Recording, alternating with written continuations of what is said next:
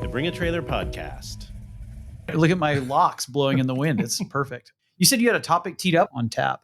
Well, so I've had on my mind, so a few things. One is 992.2 news is like on the precipice. And so that started me thinking about, because the cat's out of the bag, the GTS is going to be a hybrid. So that being a hybrid started making me think about how the sort of the design of Porsche supercars in the last few years have been about like percolating technology down. Sure. But I was sort of thinking about that going back further and further, all the way to the original 959, right? The first ever supercar for Porsche. And so I was thinking about that, and I'm thinking about the more recent ones, and I realized there's this big gap in the middle I didn't really know anything about. And that was the 911 GT1. And did you do a deep dive? I went a deep dive in the GT1. Part of it also is... we're already recording, so this can just be the podcast. That's great. I've been at my dad's house. He's a very proud PCA member. Has the PCA badge. How long? On the back. Oh, gosh. Probably around the time the first Rennsport happened at Laguna Seca. 2011? Somewhere around there, yes. Because I think there was probably a deal to be had if you were a PC member. Sure. But he's a longtime Porsche owner. Not only longtime Porsche owner. Was your ST his first, or was he? Correct. Okay. Yes. Yeah. Which you bought new? No. Okay. Bought it in 93. Okay. But I had always wanted one. He actually didn't buy it until he had a parking spot at work. That was the thing. Man, he's like Lumbergh. Yeah, he's out in front with his SC. Correct. It was the fact that he worked downtown San Francisco. Is that the most famous 911 SC in movies? Possibly. Office Space 911. In movies, that or Charlie Sheen in whatever movie that is where he's stealing Porsches. I don't know that one. Oh, it's a great one. He's famous line. Love Sheen. Give me any Sheen. I'll even take Estevez. But then in my dad's house is stacks of Panorama magazines. And the way he always hands them to me like as though I have time to read them. But he always ears one of the corners based off of where he is in the magazine. Oh, man. And then he ears the back page if he's finished it, because he can't remember. He can't remember if he finished the magazine or not. And so that's his symbol for him to hand it over to me, is when he's done that. When you've got back dog ear. When I've got back dog ear. Okay, amazing. So, and it just so happened, like at the same time, the front cover was a GT1. It was a 98 car with the Mobile One livery? Mobile One IBM livery. Do you know how many there are? Do you still have to homologate? Do you have to build 50? 25. 25. Okay. And unclear if they even really made it to 25. Right. There's always gray around that. Correct. Right? Yeah. I think with all prototypes, usually, like there's usually those great shots of them all lined up, but it's never quite the full number. And it's like, oh, this is just the first run, but then that's often the only production run. Right. The famous situation of when it came to the 917s even, right? That like some of them were like not even totally complete when they're showing them off just to be able to I believe there's some shenanigans around Ferrari with that correct. too. Yes. Yeah. The VINs have been created basically. Right. Is about totally. Totally. Oh, which actually is probably why, is that why like Jaguar and Aston and stuff, they build these modern continuations because they've got chassis numbers left over, right? I would assume with like throwback lightweights bodies and stuff, right? That, yeah, right. But they come from the manufacturer and they're using a VIN that was designated for these things originally, but never produced. As long as, and then there's the question of like, well, when do they have to be produced by? Because for the GT1, they needed to have it's a model 25, year, right? But they didn't have 25 the first year. It wasn't until the third year, which is when the last one was made, which that one went and won Le Mans. But there, and what's also, I think, are the street cars in that 25 that's run? the 25, okay. The Strassen version. That's the ones, those 3 years that they produced the street cars of the Porsche 911 GT1 are the ones that were meant to homologate it. But do the race cars and street cars both count in the homologation number? It's total number of chassis, right? I'm not sure specifically for this era of it. The 25 had to be made for the street, I believe. Oh, okay. And because there wasn't a massive privateer. Because back in the 917 era, there was no street night. It's just the total number of race cars. And that's kind of, I think, the shocking thing about what makes the GT1 so incredible is that up until then, the 959 was kind of a loss as a race car, right? It didn't get to do what it did. It did win Paris-Dakar in 1 year. But also wasn't designed to be a race car, really, right? I mean, it's designed to be a actually, in a way, it was meant to go compete in Group B. So one of my favorite early weird listings, we talked about like all the weird listings that I had to write back in the day. One of them was just documentation and photos of what was called the Group B program, which was sort of a weird looking, kind of looks like a 959. It's a little different. It's kind of like a pre-production version. But it was their study, the Group B study, for Porsche wanting to go into Group B racing to basically get their hands in on what was at the time, as we all know, like the most famous, most exciting racing at the time. But that means turbos and all-wheel drive and all that stuff. Right? Correct, which required a ton of development, which they started in 1981, but the car didn't come out until 1986. And guess what happened in 1986? Group B got dissolved. Right. So they never got to compete in that realm. They did, though, right before that, in order to try and do something in Paris, the Dakar in like 84, 85, they had what was called the 953, which looks like the 959. And a lot of people That's right. I get very confused because there's Rothman's cars on those as well, right? Same livery. And there's also the lineage starts, we talked about this in another pod, with the SC-based rally car too, right? SCRS. Right. Yes. Which there's also a Rothman's livery on some of those, right? Yeah. Yes. Okay. Cigarettes for everyone. Yeah. Well, vital. You got to smoke them down. But that 959 development, because it's dealing with the restrictions of trying to be in the 4-liter class, so it's that weird 2.8 liter displacement, right? Twin turbo, or 2.85 or 2.81 yes. or something weird. Yeah. Whatever it was, just get them just underneath the 4-liter. And then they needed to do 200 needed for homologation. But of course, that ended up being scrapped as far as a rule set for them. They had already sent René Betege, the French rally driver who had won with a 953 in 84, and then finally got to send him again in 86, where he won Paris and Dakar in a 959. But before that, weirdly, a one-off 961 version, which was essentially a street car spec version of the 959. Is a 953 also based on a street car? It's a 911. It's a 911. Yeah, it's basically an all-wheel drive 911. The 961 went to Le Mans. So 955 in a sense won Le Mans, and also it won its class at least. Yeah. And then it won Paris and Dakar. And those ones sit real low, as I recall. Crazy which low. are cool looking. Yeah. Yes, and very cool, sort of a colorful livery, almost like a rainbow along the sides. Ended up making 337 of them. But the weird production aspect of it was, in a couple years later, in like 92, 93, they assembled 8 more out of the leftover parts. I find that just crazy. I love that. I love it when people do that. Sometimes they do it decades later. Right. Yes. And then is it real or not? Exactly. Well, we totally found these ones. We've had 6 listed on the site. 6 959s. 6 959s. All comfort editions. Massive majority were comfort versus 959Ss, the sports. Which I think is interesting considering there's very few of the club sport, right? 29. Yeah, okay. Which is, I think, very interesting considering I think the modern day equivalent of that would be the Weissach package, right. Which is, it feels like having a non-Weissach is actually more interesting to a certain degree, just because everyone gets them. Everyone gets them. People are just chipping off the box. Also, back in the day, this is just in my humble opinion, the difference between a sport and a comfort wasn't quite as extreme. I love Porsche, but it's gotten a little crazy with the RSs and the Weissach cars. It's a little too much for me. Probably the sport 959 feels pretty soft to a modern driver of a supercar. I think it's one of those where the average person would have no idea how to tell the difference. Cloth, right? Cloth interior. Cloth interiors might be the most visually, at least. But I think mechanically speaking, probably the fact that you can get over the fake first gear, that being the same for both of them. It's not like one of them got a special gear set or something. So what I like about that is Porsche's sort of failed attempt at racing, but they take that and put it into the street, right? And this is going to be a theme that we sort of see consistently through this sort of overarching of Porsche supercars, of the 4 supercars.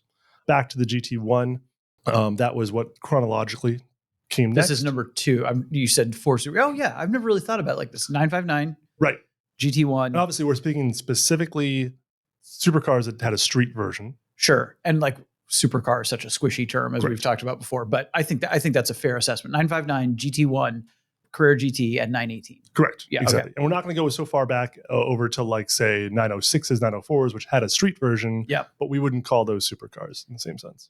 Totally. Also, this kind of I was thinking about this when we were talking about 917s, squishier on what's a street car versus a race car, right? Right. I mean, there's also 962s in like Japan. Even the Whittington brothers, I think, drove their 935 to Le Mans on the highways, right? Correct. As late they were as not 1981 or whatever. Not produced for street cars, but right. You could still drive it on the street-based, right? Street, yes. And even the GT1's still a little squishiness there For sure. the 90s, right? Yeah, I mean, they were basically over at that point. They were sold to be used as street cars, to not necessarily be campaigned. But with those, what's interesting about the GT1s is that they were sort of fledging how to make them. This is sort of peak Porsche hemorrhaging money. They're struggling financially in the late 90s. They are actively developing the 996, which is actually going to play into this GT1. So first, Boxster 2, all the water-cooled stuff, right? All the Boxster, yeah, Boxster 2, but most notably actually the front end specifically. Oh, okay. So, right, yeah. In order to get the GT1 started, they actually start with a 993 appearance front end. Circle headlights, and even a front end structure. And it was because they didn't want to have to test the GT1 for crashing. Oh, interesting. Okay. And so for front end crashing, they could pass through that by just saying, well, it is a 993. You don't mean just the look, the underlying structure. Literally underlying structure. And then they were also clearly unable to develop this thing truly from the ground up because they're sort of bringing different parts in together. For example, it's essentially a 962 structure behind the cabin.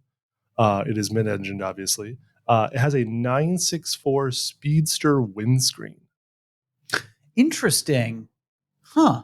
Just a sort of part. But then they attach a roof to it. They attach a roof to it. It's actually got a little bit of a notch. The thing I love, it's got the air scoop on the top. Air scoop on the top. That era had that. It's kind of oval air scoop. Mm-hmm. Yeah. But it's a very raked, very small windscreen. And it does have a 911-ish quarter window on it, right? It's meant to look like I don't think there's even any Lexan or glass in the quarter window itself, but it does have that shape of a 911 window. Well, it is technically called the 911 GT1, right? It's supposed to be for the GT1 class, the 911, which oddly enough, nowadays with the RSR, back to mid-engine for this car, right? So they've clearly done it before, but obviously in that sense, there was a category that obviously allowed for you to do that because you're producing this car in theory from new. Right. Car did decently well. Couple of wins in 96. 97 is when most of the cars are produced. It's around 20 of them are. And a big change, they put on the 996 headlamps. Right. So you can identify those pretty quickly. They're trying to advertise the 996 coming out and attach it sort of to that lineage. And the Boxster. And the Boxster as well, of course. That's the controversy about the fried eggs, which now people seem to like.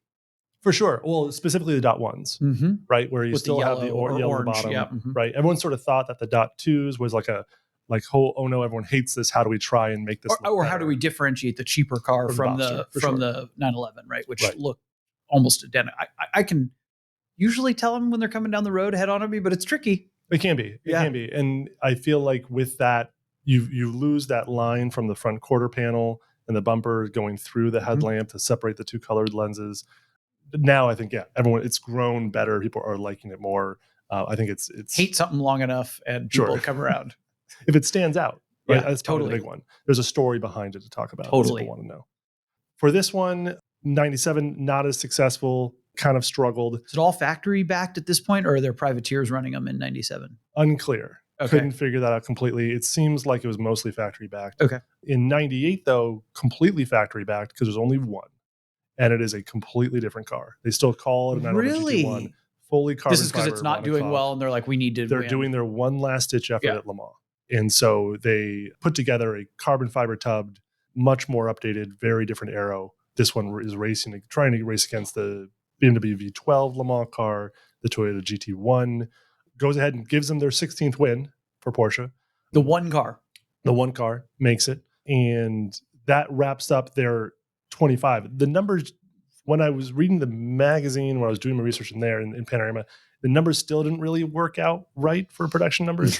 And if you look online, they're not really right. So I don't really understand that. But then again, these things got possibly even taken apart. And hard to know. I mean, like because I think I've said it on this podcast before. I went to an American Le Mans Series race in 99 at Laguna Seca.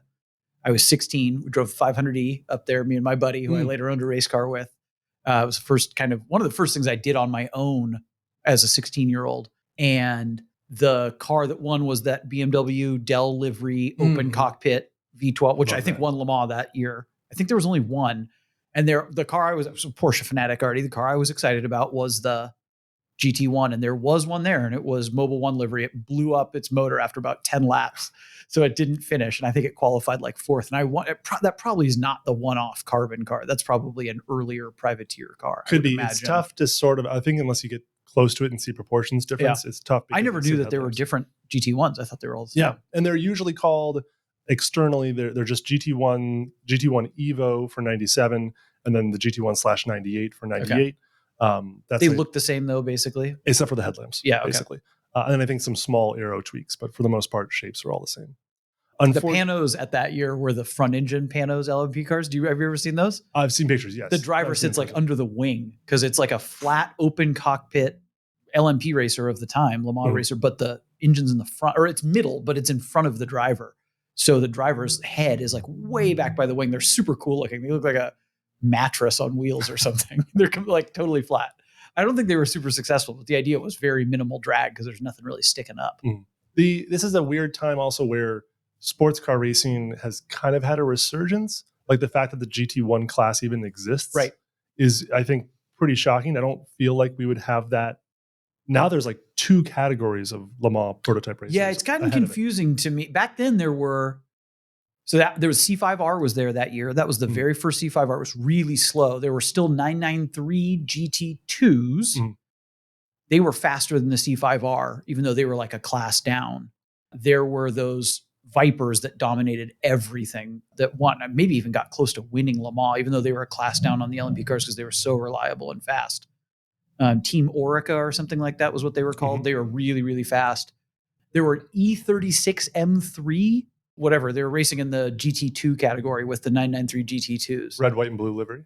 Either dark blue or black. They were so sick. They were sedans. I've tried to look that up before, and because I'm wondering if I misremember that 25 years later, but I think there were sedan M3 LMP GT2 category race cars. They did that with E28 M5s as well.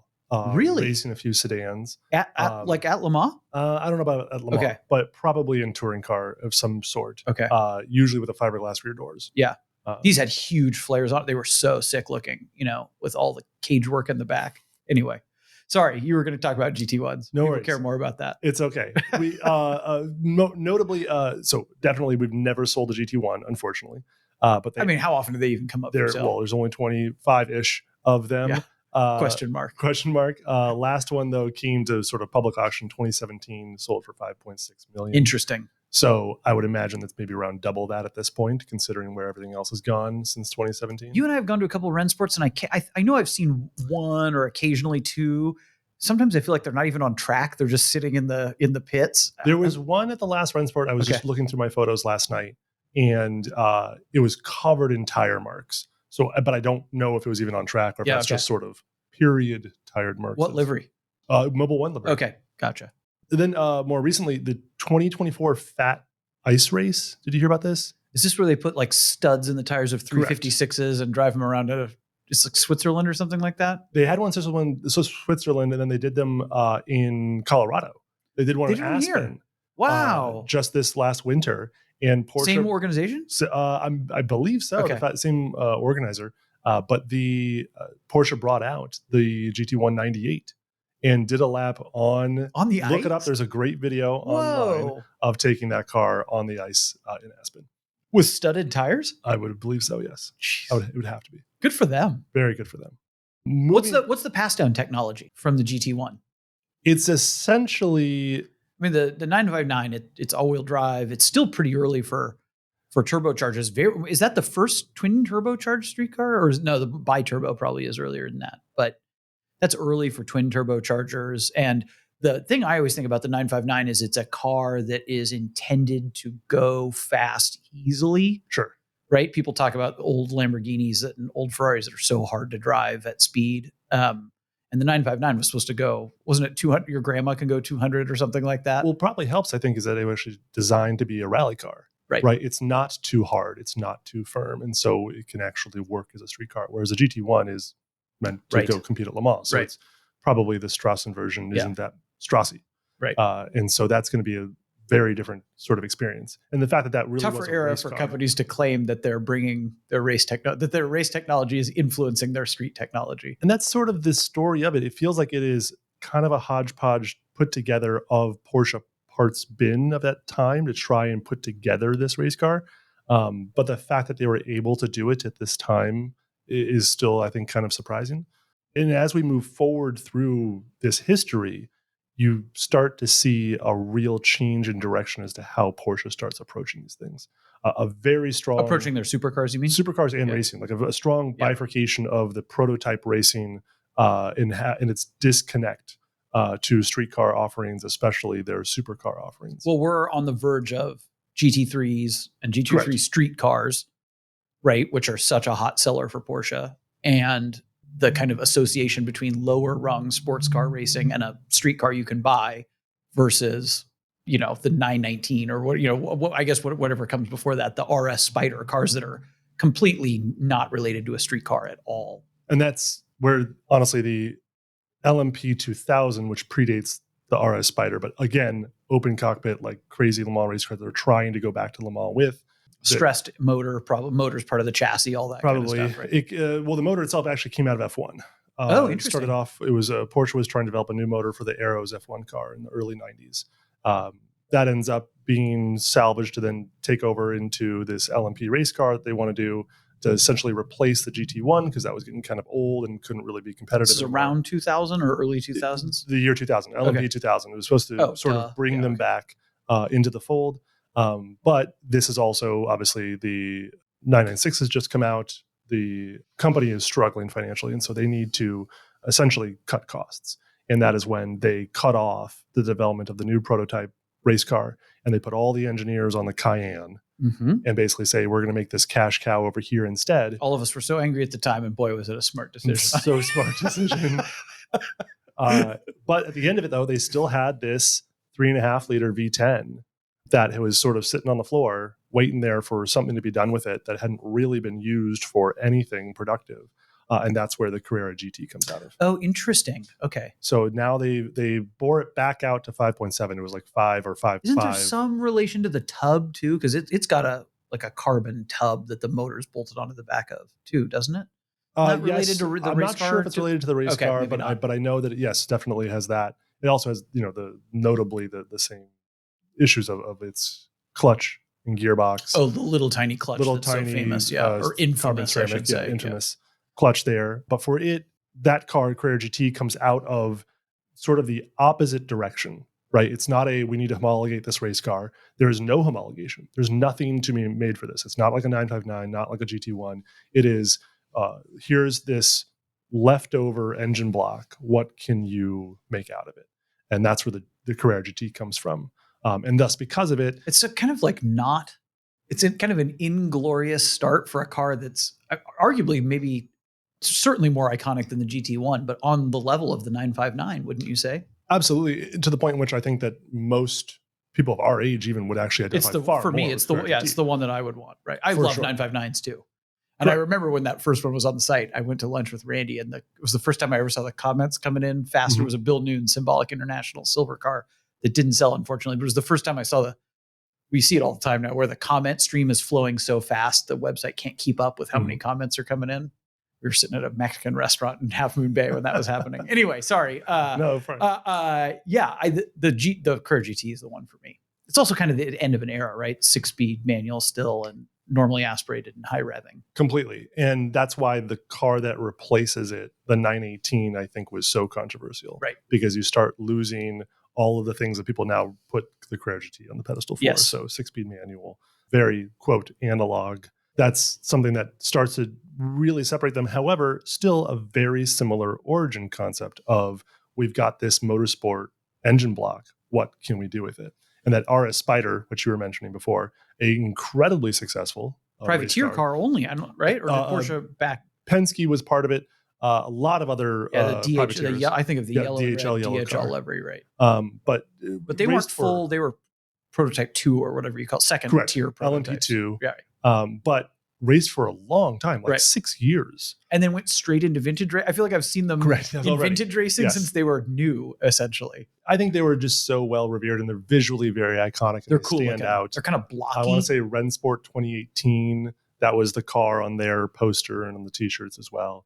But they took that 3.4 liter V8 boarded out, added some electric motors, and essentially made the 1918 Spyder. Oh, I didn't know that those two were related. That's very interesting. That was a super revvy engine, as I remember. It's in the RS Spyder. In the RS Spyder. Could have been, I would imagine it would be, for sure. But it's essentially this, they're still having some motorsport derivative coming into the street car. It's getting much smaller.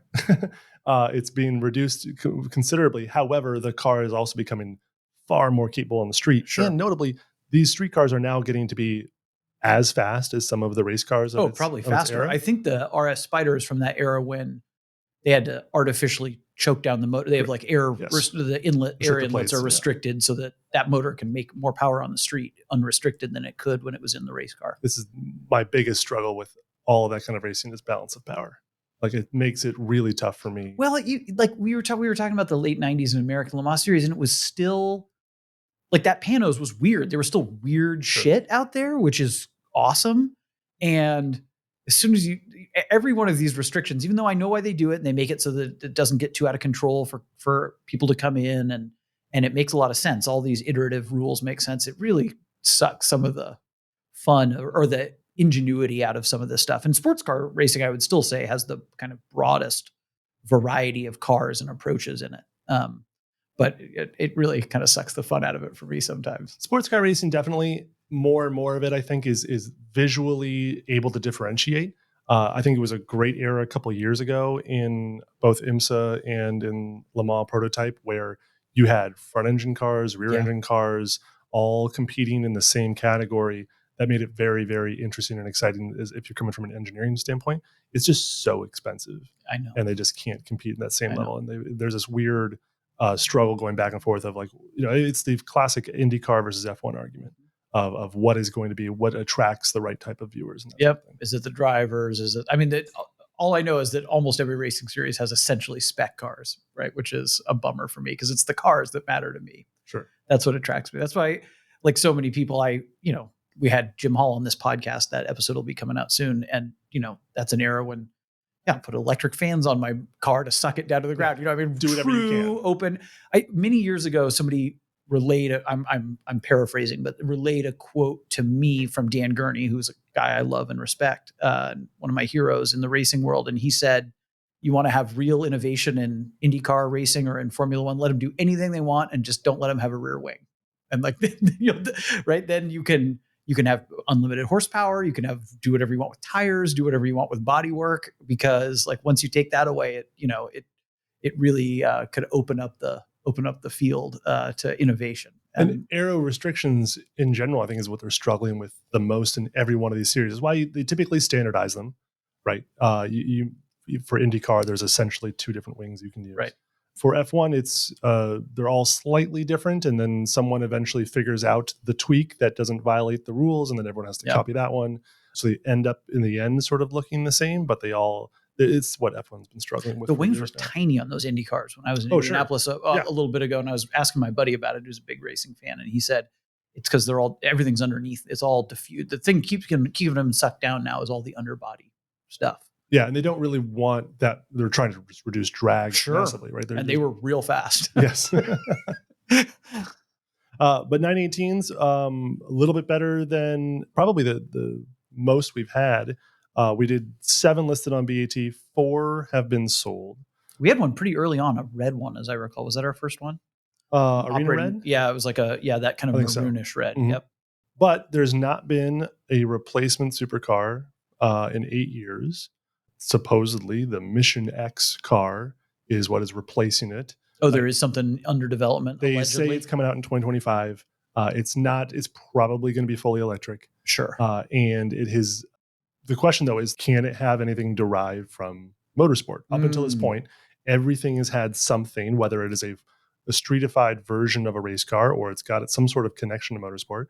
Porsche has a Formula E team. Mm-hmm. What's their most recent? Is it the 9? Oh, they had a 963, but that's, school me on the most recent ones. I know the last one to win Le Mans was the 919. Is that right? 919, then 963. Also won Le Mans? Also won Le Mans. Okay. And they're V4s or flat 4s or something like that with a hybrid? Yeah, they're a hybrid, no connection to street car powertrain. And no one's going to pay $2 million for a V4. Possibly not. That might be difficult. That would be a hard pull. That's the tough part. If you don't have some elegant sort XJ220 syndrome. Amazing. Yes.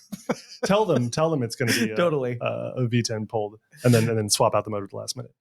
They did have I think they called it the Cayenne GT4E Performance E. That was their electric race car they had at Rennsport last year. Was that Pikes? Did they run that at Pikes Peak? Yeah, too? I believe they ran at Pikes Peak as well.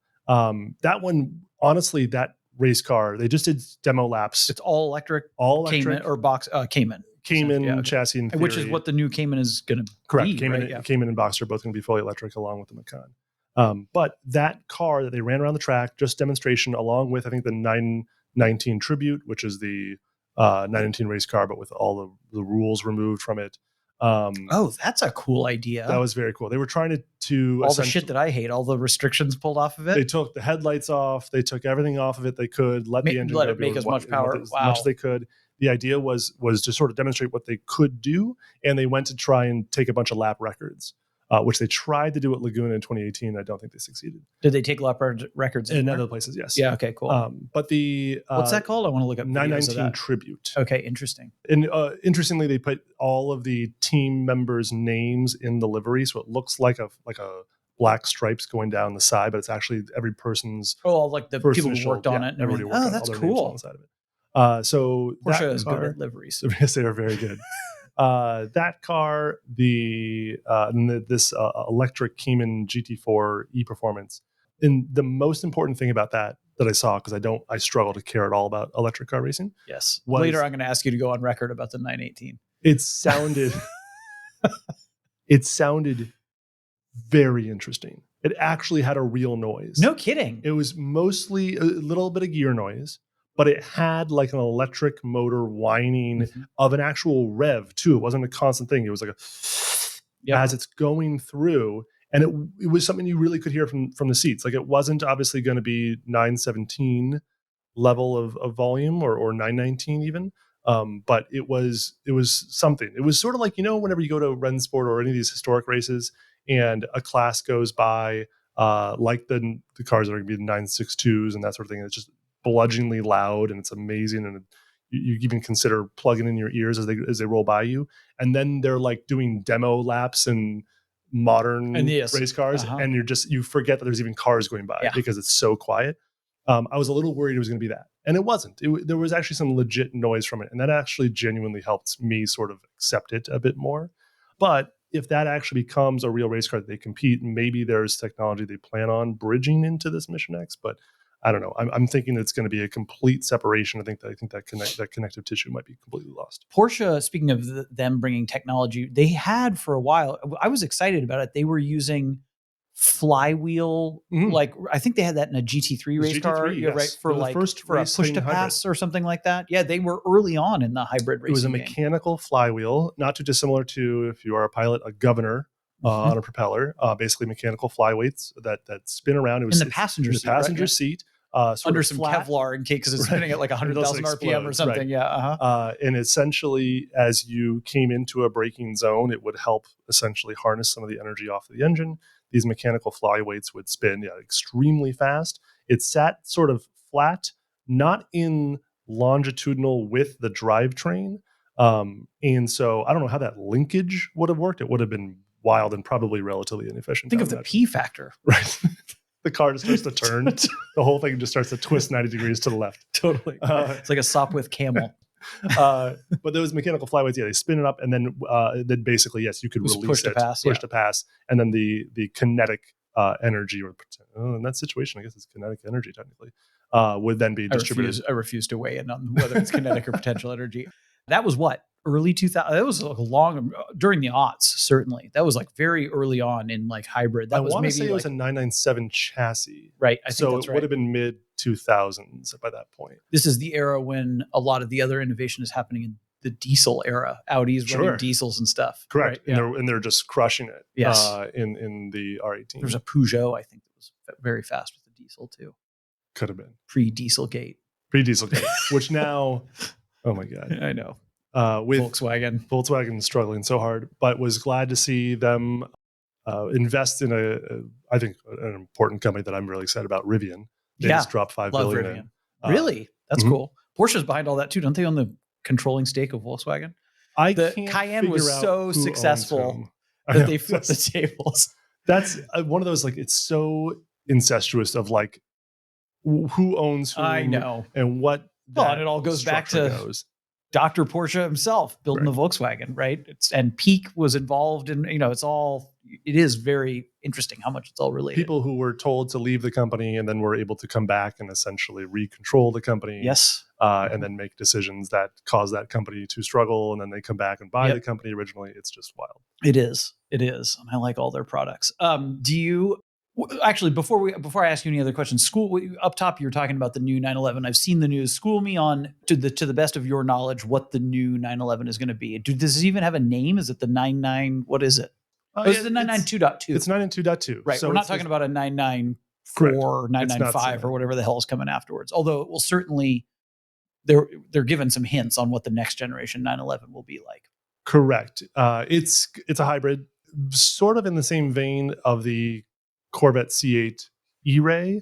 The standard 911. Like if you just buy a Carrera. As of right now, it's only the GTS. Okay. They just did a big press event in Spain. Carrera will still be a twin turbo flat six. As of right now, it is. But it was when the 992.1 came out, I don't think they were that shy about the fact that it was clearly obvious that the way the chassis was designed, they could fit in a hybrid system in the future. Okay. Not a huge one. In fact, the GTS won't even be a plug-in hybrid. It's purely going to be essentially an assist system to make the car accelerate a lot faster, obviously. And essentially, in the same way that mechanical hybrid system did for that 997 race car, will essentially just be there to allow for deployment on acceleration. Is it on the flywheel or at the front? How many motors? 2 motors. Okay. One's going to be in the transmission and one will be on the turbocharger. So interesting. Yes. Keeping them spooled. Or a single turbo or 2? Single turbo. So it's also dropping 1 turbo down. Right. But keeping that single turbo spooled all the time. Which is an interesting F1 technology. I was going to say that comes from racing, right? Yeah. Well, Porsche wasn't in it though. They weren't racing an F1 with that. But notably, F1 is dropping that electric motor, which I thought was the coolest part of it. The idea of keeping the turbo spooled, purely because it was too expensive and too many engine manufacturers didn't want to deal with the development of it. Because that's like an insane electric motor that you have to have. Of course. It has to withstand incredible heat and spin at incredibly high speeds. So this will be 2 electric motors, 1 in the gearbox, 1 on the turbo, and it will be a very small battery. This is where it feels like the E-Ray, where it's going to be essentially, I think it's like a 13 kilowatt system, purely for, in theory, performance. This is all in the back? It's 2-wheel drive? I can't recall right now, to be honest. But it being on the gearbox, in theory, it could go frontwards to front wheels as well. I'm sure that, I guarantee you they have a GTS-4. They will be doing GTS-4. So I need to have at least 15 different models for the 911. Right, that's correct. minimum. The reason why I couldn't recall it is because it's definitely not an electric motor on the front axle. Yeah, because that's how most of these companies do it. Right, is gas power in the back, electric motor, or even one at each wheel. Some of them have a motor at each front so wheel. So you can do torque split. Yes, right. But for this one, because one's in the gearbox, it would have to have a front diff, and there is going to be a GTS. How if you will, else are you going to be able to buy your $275,000 GT4S Targa paint to sample with exclusive options, carbon buckets that no one wants to actually sit in? Light puddle lights. I actually saw somewhere, I think it was on Reddit, that they highly mixed feelings about this, Beck. They do the projector thing at the bottom of the door where there's a Porsche crest on the floor. Yes, yeah, the puddle lights. Oh, that's what they're called. What did you call them? Puddle lights? A puddle light. Yes. It illuminates if there's a puddle there. But instead of it just being an actually helpful light, it's a projection of the logos, because you forgot what car you were getting out of. And the 959 was so expensive and fancy. No puddle lights. No puddle lights. I don't even think the 959 even has like door sill script. Yeah, it's like a 911 inside. It barely has functional air conditioning. It probably doesn't have functional air conditioning. I rented a BMW X7 that had those, and like kind of makes sense in a big thing like that. It's a little tougher on a 911. I borrowed a Rivian for a camp out last year. The truck or the SUV. SUV? Did you like it? I loved it. I thought it was great. But massive puddle lights, and if you try to go to the car in the middle of the night, I'm sure you can probably turn it off in the menu someplace, but every time you try to open the door to go get something in the middle of the night, just the brightest thing ruins your night out vision there too. Is just this giant puddle light going to the ground. Mm-hmm. So Good stuff. So Cayman Boxster are electric. Mhm. That's for a new chassis that's coming out, presumably. It's Fully new cars. Not 718 anymore. Correct. Okay. 992.2 is hybrid only on the GTS. As of now. S and regular Carrera are still twin turbo flat sixes. Correct. But that could change, obviously, for the new generation chassis. They have not that is. technically released, I believe, the 992.2 of those cars. Oh, okay, gotcha. They're still selling the twin turbo versions. And then the only NA car is a GT3? As of now. Interesting.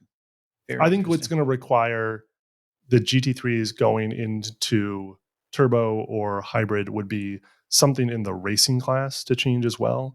And as of now, that doesn't really work out. It still is very much a naturally aspirated, not hybrid system for that racing class. If they can get over that in some way, maybe they'll start doing it, or maybe they'll just issue a hybrid version of the GT3. Yeah.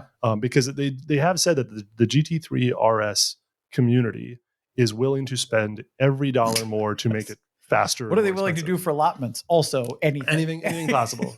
They will buy the. Do you need me to have an extra child so I can donate it to Porsche? Do you? Which of these cars can you get a stick on? All of them? No, GTS will have no stick. Okay. And I believe they're dropping any manual from the base Carrera as well. Oh, interesting. So you have to get a Carrera S, basically. And I think maybe the Carrera T will have it, but they're basically phasing that out. It's just not people who want manuals, they buy GT cars. Yeah. And so you've got your sort of last of the 992.1s of the ST and all of those cars that are going to have manuals. The question is, were those just swan songs? Were those the finals of? Because they've said that before. Because they've said it before. Yeah. They say it every so often.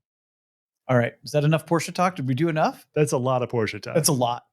What do you got going on for the 4th? What are you doing? Heading up to the hottest part of California at the moment. There's real competition for that. Real competition. It is a challenge, my God. Heading up to the Russian River.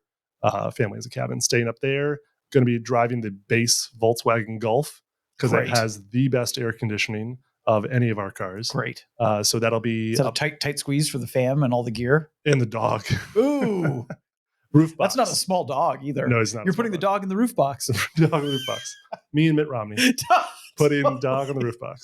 Totally. We're going, up to the Russian River. It is, I believe, currently 105 degrees. Will the water be cool at least still?